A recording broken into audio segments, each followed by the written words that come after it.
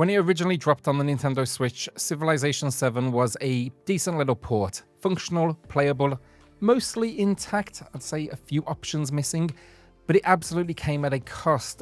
Visuals took a hit, the UI was messy, and performance was, well, let's just say struggling. Now though, it's got a shiny new patch for the Switch 2, so today we're jumping back in to see if this upgrade actually fixes those long-standing issues, and more importantly, does it finally deliver the strategy experience that the fans really deserve on the go. I also want to talk about then the big surprise, mouse-style control support. It's a smaller feature, I guess, but for a game like this, it could be transformative.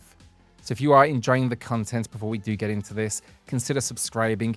It helps a small channel like mine a huge amount. I've already done 15 videos on week 1 of the Switch 2, and I've got plenty more to come. Performance reviews, general reviews, deals, and just general Switch content for both Switch 1 and Switch 2.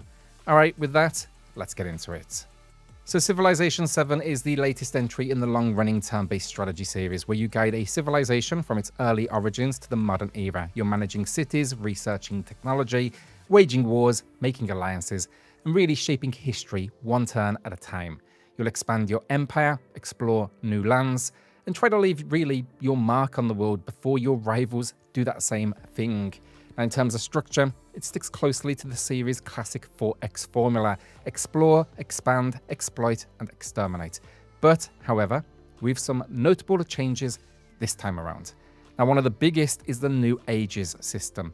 It breaks the campaign into set eras like antiquity, exploration, and modern, each with soft resets that really reshape the playing field as you progress. It's a bold idea, but not everyone's a fan. In fact, Civ VII has had its share of criticism, not just from a performance standpoint on platforms like the Switch, but in terms of design. The ages system has split opinion, with many saying it interrupts the sense of long-term strategy and progression. Others have taken issue with the UI, describing it as clunky, low contrast, and oddly limited, with features like the build queue feeling half-baked or even unintuitive. Even leader visuals and animations during diplomacy haven't escaped criticism. That said, I personally enjoyed it. Like past Civ games, it's dangerously easy to sit down for a quick session and, well, look up 4 hours later. You know, I will say once I got my head around the interface, that was probably the biggest issue for me, because it is frustrating at times. That core Civ charm absolutely started to shine through. The good news is, this is a game that will likely evolve with time, so more patches, more refinements. These things are already happening, and honestly at this point it's kind of tradition for the series. But anyway, look, we're not here to review the whole game. We're here to look at how it runs on Nintendo Switch 2 and whether this new upgrade finally gives strategy fans the handout experience they've been waiting for. The original Switch version of Civilization VII was fine, sure, but it was held back by soft resolution, muddy textures, and a UI that at times was not only difficult to navigate, but extremely blurry at points. So basically it worked, but only just, and most of us accepted that compromise purely for the portability. Now though, with this dedicated Switch 2 patch, you can immediately see the benefits of that extra horsepower. You know, looking at side-by-side comparisons here, geometry across the board has been noticeably improved. The environments, they look sharper and more cohesive, terrain is cleaner, buildings more defined, and the fog of war feels far less intrusive. Texture quality's taken a clear bump too. On the old hardware, it wasn't uncommon to see blurred out structures and flat, plastic-looking terrain. That's been cleaned up here.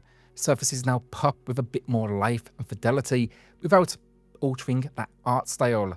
Lighting then has also been reworked with higher fidelity, and it's particularly apparent in those early game exploration sequences. You know, shadows behave more naturally, and cities lit under different times of day bring a little bit more atmosphere, especially, in fact, when you zoom in closer to admire the detail.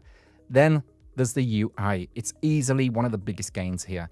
The increased output resolution on Switch 2 makes text, icons, and menus significantly more readable. That's especially helpful in a game that lives and dies on information clarity. You know, for once, I wasn't squinting trying to work out what icon I'd selected, where I was on the screen, or what stat I was adjusting. You know, it's subtle in some ways, but when you're a few hours in, it's a sort of improvement that really compounds. So essentially, what you're getting here is a far better representation of what the game is supposed to look like, and yeah, it finally feels in line with the other platforms, and crucially, it no longer feels like a compromise just to play it on the go. Load times are next, and they've been dramatically improved. On the Switch 2, I was able to load into a mid-game save, so turn 120, a fairly busy map, in around 40 seconds. Now, that might not sound blazing fast on paper, but in the context of Civ, where the game's juggling dozens of active systems, that's solid, especially when you compare it to the original Switch 1 version, which in my testing with the same save file took nearly double that time. You're looking at an extra 40, sometimes even 50 seconds just to get back to the map. Now, I'm going to let those load times play out on screen now, side by side, so you can see the gap for yourself. It's not the most thrilling comparison, I'll admit, but it's worth seeing because this is the kind of improvement that makes a difference between a quick pickup session and putting the console down entirely. Now, while those do run, let's talk about what else is different in the Switch 2 build before we get to what everyone really wants to know, which is, of course, performance.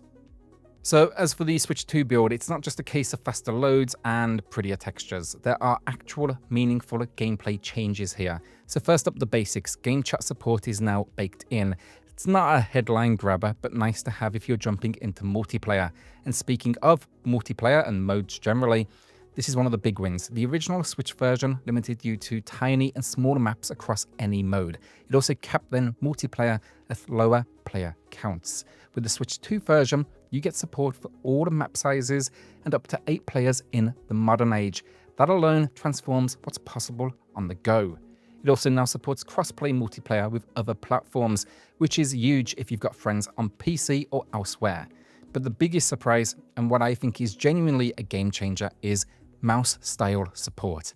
Now, I've made my thoughts clear on the UI already in this video. It's clunky, it's awkward, and even after hours with the game, you still find yourself second guessing what button does what. But mouse style controls, that's where this version finds its rhythm.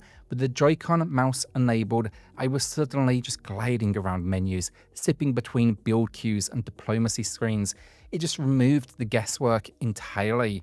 It's not perfect still, I'll admit. The tiny Joy-Con, it isn't the most comfortable setup long term, and someone really needs to make a dedicated Switch 2 accessory for it.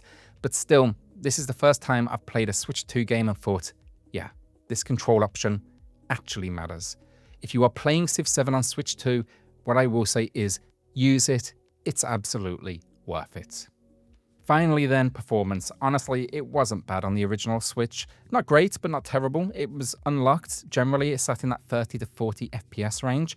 The occasional spike maybe to the 50s, but push it, zoom out with the camera around, and it wasn't uncommon to see the mid-20s here just creep in. You'd also get noticeable stutters when panning quickly across the map. Nothing game-breaking, but when you're scanning for specific units or trying to issue orders efficiently, it could absolutely throw you off. On Switch 2 though, first of all, well, yes, it hits 60 FPS, but it's not locked. In most cases, you're going to see it float between 50 and 60, and even when it dips, it's not disruptive. I pushed it, zoomed all the way out, panned erratically across a heavily populated map, as you can see on screen, and sure enough, it could hit the low 40s very briefly, but the real difference here is how much smoother it feels. Those dips, you don't notice them half as much in real time. Now, there are still the occasional stutters here and there, but overall, this is a big leap forward. It's more consistent, more responsive, and just a much more enjoyable experience across the board. So yeah, solid work from the team, and it's exactly the sort of bump you'd hope to see from Switch 2 hardware. So the final verdict, and this is a proper upgrade, exactly what you want from a Switch 2 patch. Visually, it's cleaner, sharper, and significantly more readable. Performance is vastly improved, the UI doesn't fight you at every turn, and loading times have been dramatically slashed. And the added features? Brilliant. But above all else, mouse support. This is the first Switch 2 game I've played and thought, yep, again, this is what it was made for. It transforms the experience and makes navigating the often clunky interface feel intuitive. Transparently, I will put this out there just at this point. I've still not played Cyberpunk, but I've got a feeling that's going to get uncomfortable real quick with mouse support. Basically though, look, on Civ 7, if you're a strategy fan, this one's well worth the price to upgrade. And if you've been waiting to finally get the game when it feels right on handout, I think this is that moment. So will you be checking it out? Let me know in the comments. If you've already been playing, would love to hear your thoughts. And again, if you enjoyed this, subscribe. It helps the channel a huge amount. Cheers all.